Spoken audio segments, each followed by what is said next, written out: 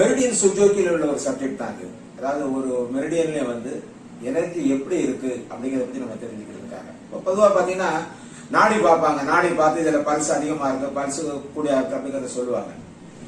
சுஜோக்ல பாத்தீங்கன்னா 2-3 மெத்தட். ஒண்ணு பாத்தீங்கன்னா பெரும்பாலும் வந்து நம்ம வந்து மசில் டாகேஷன் சொல்லிட்டு பாத்தீங்கன்னா இது வந்து லங் மெரிடியன், இப்படி பிரஸ் பண்ணும்போது வலி அதிகம் குறைச்சல் அதை பத்தி சொல்லிட்டு இருந்த காலங்கள்லாம் போய் இப்போ ரொம்ப சிம்பிளான ஒரு மெத்தட் கேட்டீங்கன்னா ஸ்பிரிச்சுவல் பாயிண்ட், வாங் பாயிண்ட் சொல்லுவாங்க. வாங் பாயிண்ட் என்பது